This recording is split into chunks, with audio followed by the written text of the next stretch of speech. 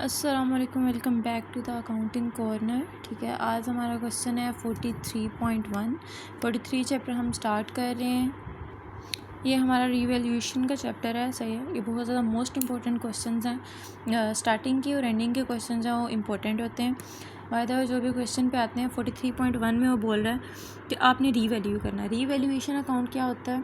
तो जब भी हम कोई भी एसेट वगैरह या कोई भी ऐसी चीज़ जो है वो परचेज़ करते हैं या बिज़नेस के स्टार्ट में लाते हैं, ठीक है, और साल के एंड पे जाके हम उसकी कंडीशन देखते हैं। अगर तो उसकी कंडीशन अप जा रही हो, ठीक है, यानी कि उसकी जो कीमत होती है, जो उसकी कॉस्ट होती है, अगर वो बढ़ गई हो तो मतलब हमारे लिए फ़ायदेमंद है। अगर एक चीज़ हमने 10 लाख की ली थी, साल के एंड पे जब हमने उसको पता किया उसकी प्राइस का और वो 5 लाख की होगी तो ओबियसली हमारा क्या हो जाएगा, लॉस हो जाएगा। तो इसमें बस यही है, जहाँ पर हमें इंक्रीज़ हो रहा है वहाँ पर हमने अपना रीवैल्यूएशन अकाउंट जो है वो बनाना है, और जहाँ पर डिक्रीज़ हो रहा है वहाँ भी बनाना है। और बनाना कैसे वो मैं बताती हूँ। सबसे पहले वो बोल रहा है, देखिए यहाँ से वो कह रहा है बिल्डिंग की जो कॉस्ट है साल के शुरू में है 80,000, ठीक है, यानी कि इस तरह से ही सारी उसने दी हुई हैं चीज़ें, उनकी प्राइसेस वगैरह बताई हुई हैं। अब उसने ट्रांजैक्शन में क्या बोला, उसने बोला the above partner have always shared profit and losses in the ratio 4:1, ठीक है। वो कह रहा है कि जो भी इनके प्रॉफिट होगा या इनको लॉस होगा, ठीक है, वो उस रेशो के हिसाब से 4:2:1 इस रेशो के हिसाब से ये आपस में जो है वो डिवाइड करेंगे, बेशक प्रॉफिट हो बेशक लॉस हो। उसके बाद वो कह रहा है फ्रॉम 1 जनवरी साल के पिछले साल के यानी कि 31 दिसंबर को, यानी कि पूरे साल में जो कुछ हुआ वो ये है, ठीक है, लेकिन साल के एंड पे जो कुछ बचा वो ये है। वो कह रहा है कि अब 1 जनवरी को जो हमारे पास चीज़ें बची हुई थी उनकी जो है वो ये कुछ इस तरह से अमाउंट है। अब बिल्डिंग जो है वो 1,06,000 की है, ठीक है, 1,06,000 की। साल के शुरू में कितनी थी बिल्डिंग को जाकर देखें तो 80,000 की, ठीक है। अगर साल के शुरू में 80,000 की थी और अभी 1,06,000 की है तो ओबियसली हमें 26,000 का फ़ायदा हो रहा है, ठीक है। कैसे फ़ायदा हो रहा है कि देखिए 80,000 की चीज़ थी, साल के एंड पे हम पूरा साल यूज़ भी करते रहे और साल के एंड पे हमें 1,06,000 की वो उसकी अभी भी कॉस्ट मिल रही है, यानी कि हमें इस चीज़ का फ़ायदा हो गया। अब हमें फ़ायदा हो रहा है तो अब हमने क्या करना है, सबसे पहले तो आपने देखना है जी बैलेंस BD आपने लिखना है, यानी कि बैलेंस ब्रॉट डाउन के साल के शुरू में हमारे पास क्या बैलेंस था। उसके बाद है हमारे पास बैलेंस CD के बैलेंस कैरी डाउन, यानी कि साल के एंड पे क्या बैलेंस, स्टार्टिंग और एंडिंग बैलेंस हम लिख लेंगे।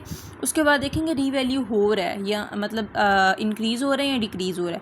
अगर तो आपका इंक्रीज़ हो रहा है तो इतना ही हिसाब लगा रहे हैं कि जब भी बिज़नेस में कोई चीज़ आती है तो डेबिट साइड पे जाती है, ठीक है, तो हम रीवैल्यूएशन को डेबिट साइड पे रखेंगे। सही है, इनको प्लस करेंगे तो सेम वही आंसर आएगा जो CD की तरफ आ रहा है, यानी कि बैलेंस कैरी डाउन की तरफ आ रहा है।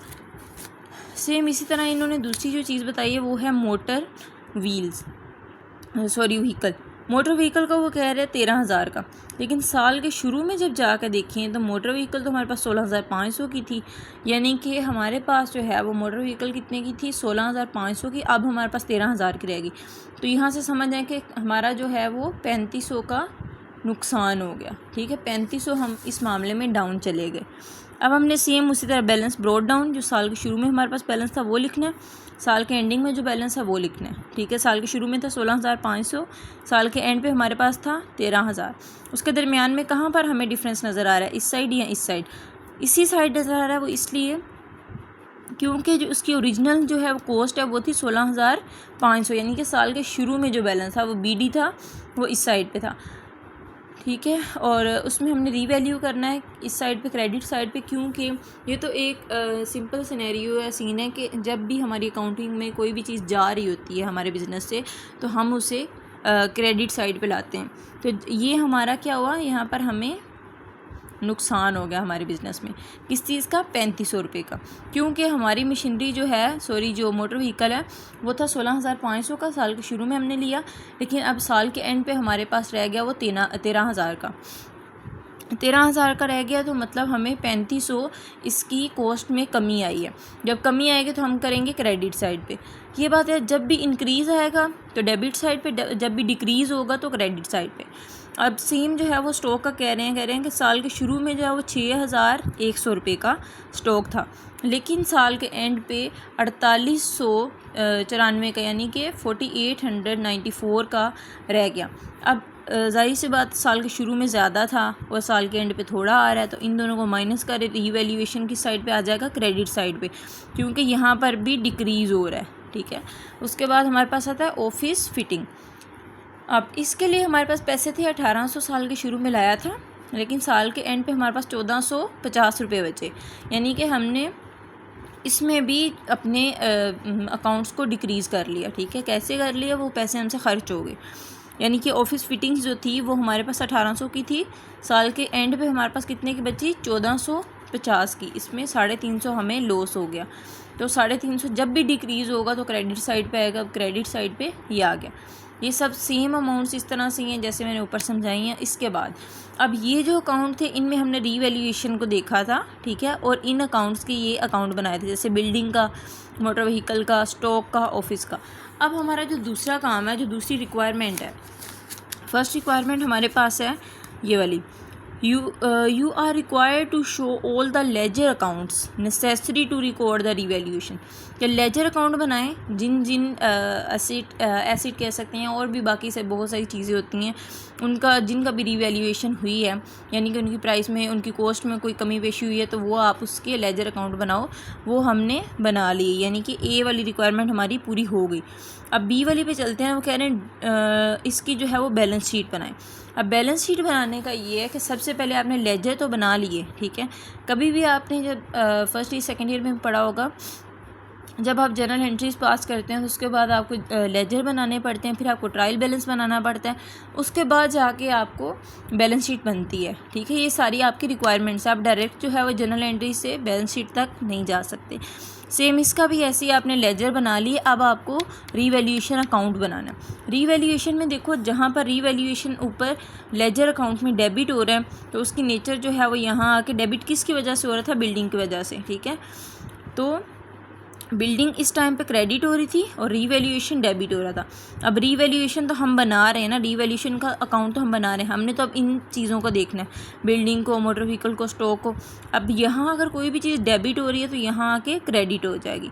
अब मोटर व्हीकल जो है वो यहाँ पर रीवैल्यूएशन अकाउंट जो ये वाला, ठीक है, ये 3500 से क्रेडिट हो रहा, तो यहाँ आके मोटर व्हीकल डेबिट हो जाएगा। इसी तरह स्टॉक जो है वो यहाँ पर क्रेडिट हो रहा है, यहाँ आके डेबिट। ऑफिस फिटिंग यहाँ आके क्रेडिट, तो यहाँ पर डेबिट। ठीक है, इन सब को हम प्लस करेंगे और इसे भी एक साइड पे लिखेंगे। प्लस करके जो भी हमारे पास अमाउंट है कि वो ये होगी। ठीक है, इस अमाउंट को हम इन तीनों पे उसी रेशो के मुताबिक लिखेंगे जो रेशो हमें क्वेश्चन में प्रॉफिट एंड लॉसेस के लिए दी गई थी, उसके मुताबिक इन्हें हम डिवाइड करेंगे, लिखेंगे, इन्हें प्लस करेंगे तो सेम ये आंसर आएगा। ये नहीं घबराना कि ये वाला आंसर गलत है या फिर ये वाला चेंज है और यहाँ पर 26,000 क्यों। ये सिर्फ हमने एक सीन बनाया हुआ कि इनको इक्वल होना चाहिए, लेकिन बेशक अगर ये हो ना हो, लेकिन आपने नीचे ये लिख देना। एंड पे इसका जो आखिरी रिक्वायरमेंट है ना, वो यही थी बैलेंस शीट वाली। तो इसमें यह है कि आपने कैपिटल अकाउंट बनाना है। कैपिटल अकाउंट में आप दरम्यान में लाइन लगा लो, यहाँ पर तीनों पार्टनर्स के दोनों साइड पे, डेबिट साइड पे भी क्रेडिट साइड पे भी उनके नाम लिख लो। ठीक है, जो इनका डेबिट साइड है उस पर जितने भी बैलेंस आपके साल के एंड पे थे, ठीक है, उनको लिखना है आपने। ये जो क्वेश्चन के अंदर आपको बैलेंसेस दिए जाते हैं, ये वाले बैलेंसेस को देखना, वो नहीं देखना कि जो इनको ये वाले मिले। ये तो वो है ना जो चीज़ें रीवैल्यूएशन, जिनकी रीवैल्यू हुई है, ठीक है, या फिर जिनकी रीवैल्यूएशन अकाउंट्स बने, ये तो वो अमाउंट्स हैं। लेकिन इनको अगर हम देखें, ये वाली जो है ये, ठीक है, तो ये आपको क्या दिए हुए हैं, इनके कैपिटल, साल के शुरू में कैपिटल कितना लाए थे वो लोग। ठीक है, तो इनको हमने देखना है, जैसे कि पिट का है 60,000। ठीक है, तो साल के शुरू में जो लाया था बैलेंस BD, नॉर्मल आप जब भी किसी भी अकाउंट में बैलेंस BD लाते हो तो डेबिट साइड पे लाते हो, लेकिन कैपिटल अकाउंट में आपने बैलेंस ब्रॉट डाउन जितने भी हैं उनको क्रेडिट साइड पे लाना है। ठीक है, क्रेडिट साइड पे इनके सारे बैलेंसेस लिखने हैं जो साल के शुरू में थे। उसके बाद इनकी जो प्रॉफिट आई है, ये वाली जितनी भी प्रॉफिट्स हैं, ठीक है, इन प्रॉफिट्स को इनके अंदर ऐड करना है और नीचे लिखना है। ठीक है, फिर ये जो आंसर आएंगे इनके, ठीक है, ये इनके बैलेंस कैरी डाउन होंगे। ठीक है, बैलेंस कैरी डाउन जो है वो आपके ये इनके नेम के आगे आ जाएंगे, सेम वही उनके नीचे जो लास्ट वाली हमारी लाइन होती है, ठीक है, उस पर भी आ जाएंगे। तो ये क्वेश्चन इतना सही था, सिंपल। इसमें सबसे पहले रीवैल्यूएशन के लेजर अकाउंट बनाने थे, फिर जो है वो रीवैल्यूएशन अकाउंट बनाना, देन आपने कैपिटल को डिवाइड कर देना था।